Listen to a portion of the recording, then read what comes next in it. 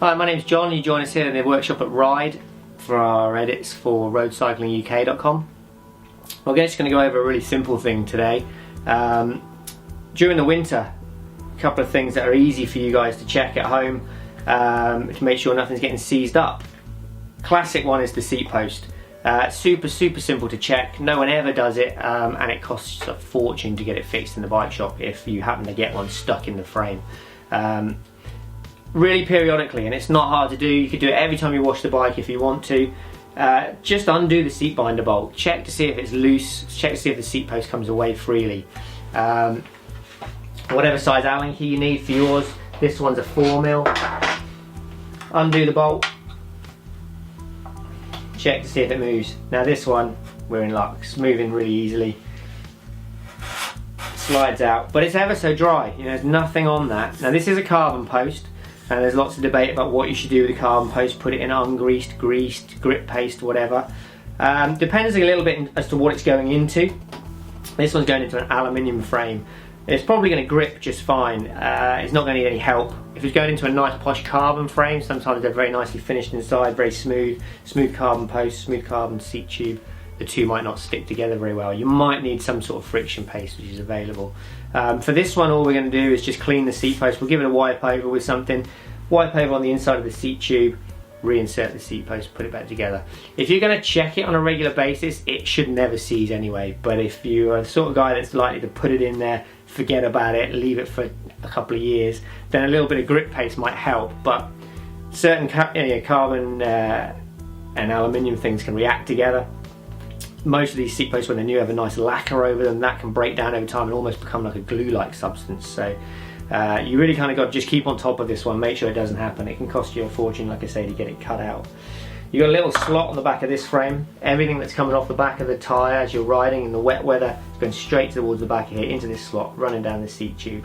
So it's really worthwhile doing this.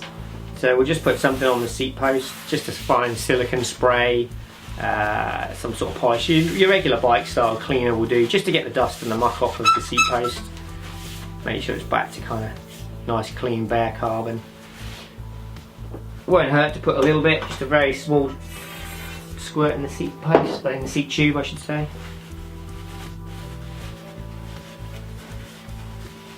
Rag. You can get something long if you want to push down in there and give it a good clean. This is a relatively clean because it's a nice clean frame and this gets done pretty regularly, so you don't need to worry too much. Seat post back in, like I say, this one's going to go back in dry. We know we replace it, or we take it out rather, on a regular basis and check it. Send it back to your desired seat height. Again, caution, word of note, torque wrenches and torques. If you need to use them, use one. I prefer to do it by feel myself. And that's that. Okay, so having checked that the seat post removes from the frame, we can go on and check the pedals. Really easy one to do at home. They're really low down on the bike.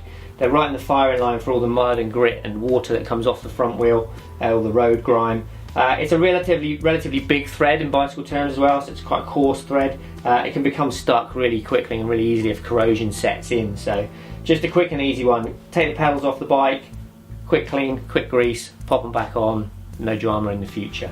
So this look system uses an 8mm Allen key on the inside. There's no spanner flats on this, as there is on some other brands.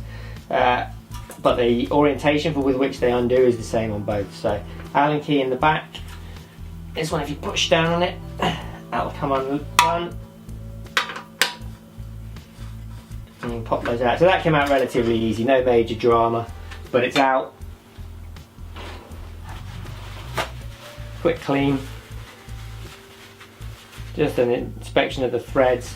Again, if you want to, make sure there's no grit and muck in the back of there. Clean it out, nice and tidy. A little bit of your favourite grease.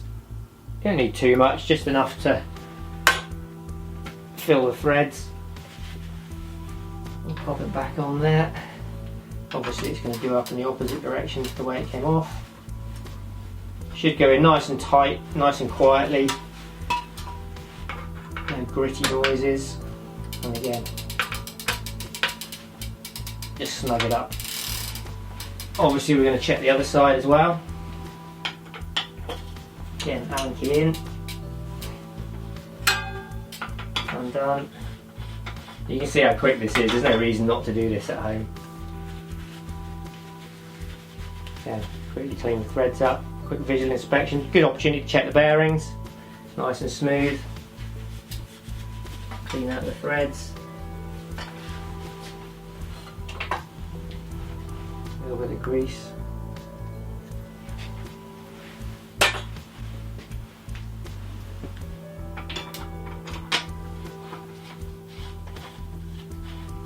Back in.